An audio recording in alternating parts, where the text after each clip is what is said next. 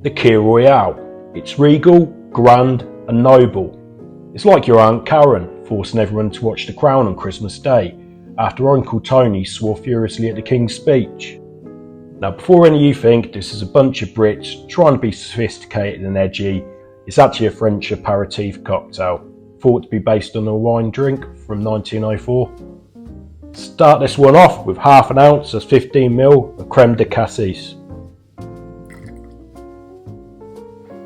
Then simply top this up with champagne or your favourite sparkling wine.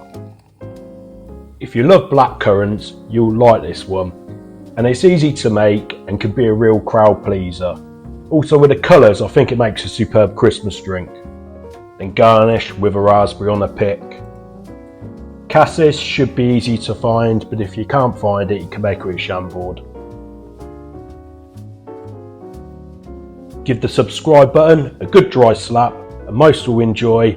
Have a couple more and behave yourselves.